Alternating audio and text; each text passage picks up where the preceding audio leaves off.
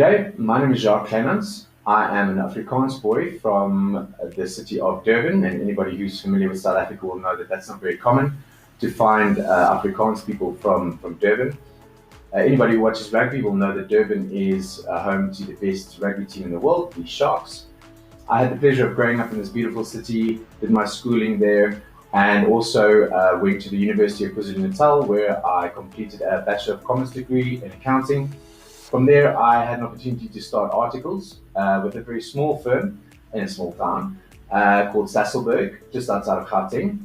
I spent 2 years with them, and I'm forever grateful for the 2 years that I did there. I learned a lot about business, I learned a lot about myself, and it was an excellent foundation for my career going forward. From there, during my time there, I discovered that my strength, my passion, and my abilities were with people. I had an opportunity. I saw an ad in the paper for a recruitment consultant. Back then, everything was sold and posted in the workplace on a Wednesday, all the jobs. And I saw this recruitment consultant position. It was called an account executive with Cousins Recruitment. And I went to Johannesburg and went for one of the most grueling interviews of my life with the owner of that business, who's also been a pioneer in the recruitment industry in this country, and one of the icons really in the industry and in business in South Africa. I had the privilege of working closely with Mrs. Cousins, and that was also one of the best foundations into the industry that that anyone could ask for. She was very hands-on. We worked really hard. Work ethic and quality was also instilled here. I got a real handle on what we should be doing and what our purpose is as recruiters, where we fit in to the process, and it was a fantastic time with him. I did win a number of awards. I was positioned on the perm desk, and we had quite stringent targets, very good commission, and yes, it was a really good foundation again into the industry.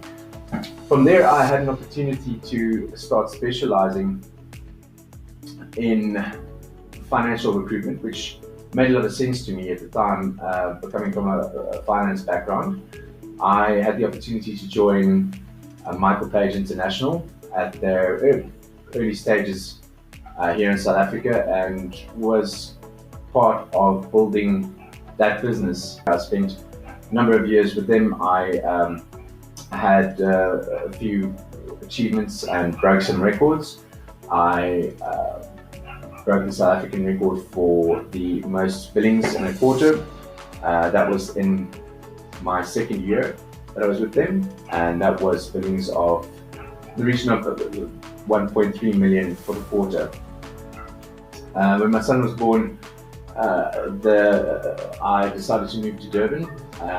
My son still lives in Durban, and I found myself in a sales role, and it took a bit of time, but I found my way back into recruitment, which is what I love and what I will always do. I have recruitment blood running through my veins, and that'll never change. I decided to focus on other places where I could add value. This led to my partner and I working on a number of online courses, which we launched, and also just reaching out into the community. Since COVID has taken hold, we do run a little business workshop, or we run a little center from home where we assist people in drawing up their CVs and then help them by registering their profiles on PNet or Career Junction, Gumtree, Facebook. This is predominantly domestic workers and sort of the lower end of the market. We don't charge them anything for it. We give them a printed copy of their CV, and we've been focusing on just areas where we potentially see ourselves adding value going forward.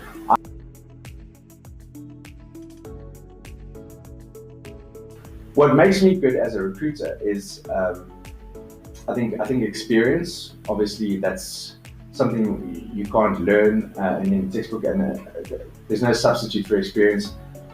I also believe that I have a very high level of empathy and EQ.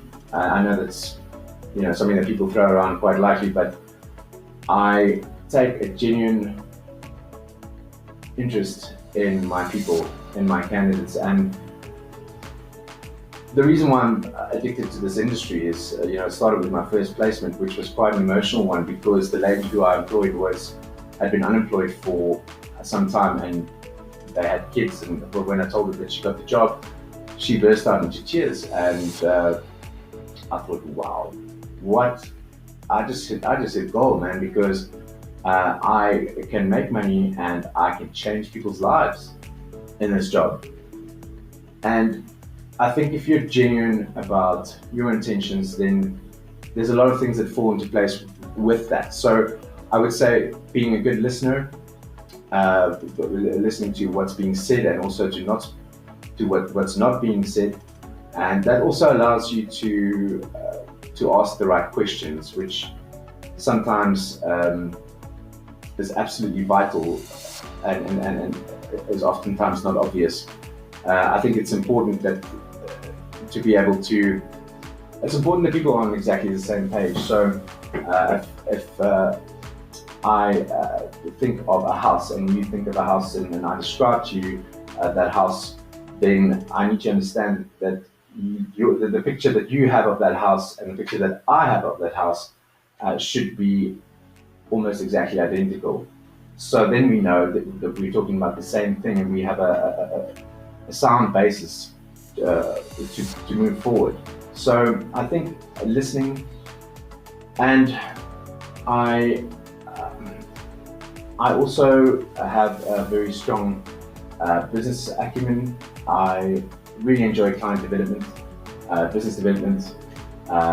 It's a challenge, and it's the thrill of the job for me. Really, is going and kicking down doors and making strangers into clients and clients into friends, and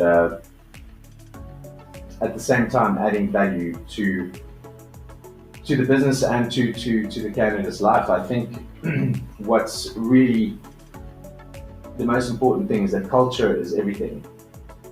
It determines whether you micromanage or don't. It determines whether there's food or beer in the fridge at the office. I really do treasure culture, and it's usually the founders and their experience that instill that in a company, and it's reinforced by management every day.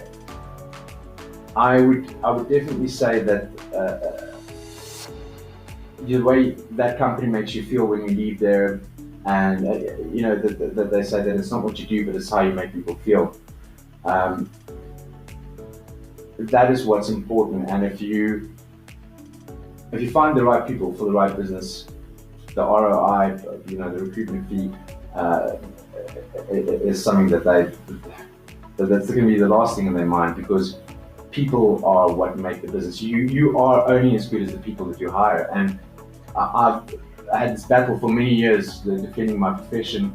Often, and people I think are sad only in the last couple of years come to realize the true value of recruitment, and it really, really is the starting point and the most critical factor in whether a business is successful or not. At least that's what I believe.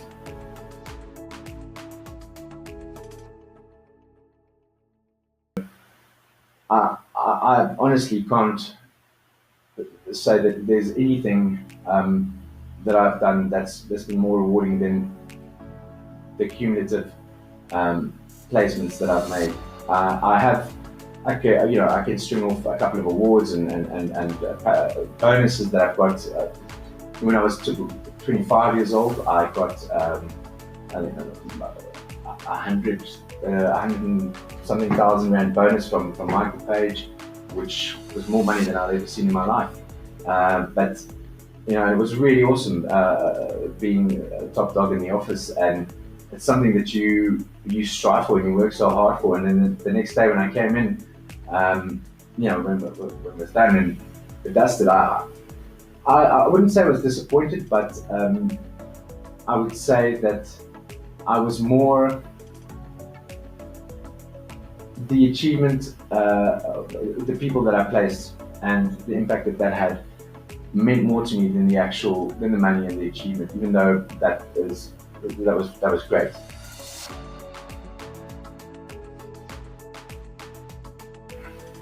Something that most people don't know about me. So,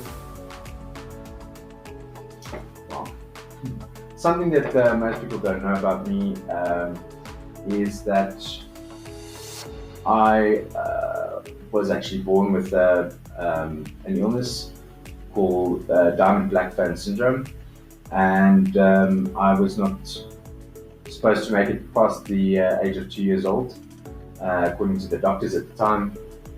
It's a blood disease where your body doesn't produce red blood cells. My mom was a nurse, and I spent a lot of time at the hospital getting blood transplants, and it would have eventually had to be a bone marrow transplant. And what happened from there was really a miracle.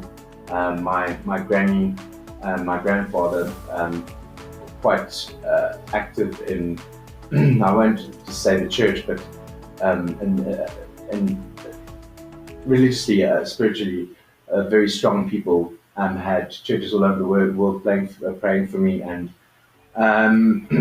I knocked over a box of Bible verses, and my granny said to me, "Okay, well, pick one up," and I picked it up, and she said, "Well, give it to me so I can read it." And it said, "The Lord has seen your tears and you have been healed," and I am still here today, and nobody thought I would be. So, yeah, that's something that not a lot of people know about me. Thank you very much.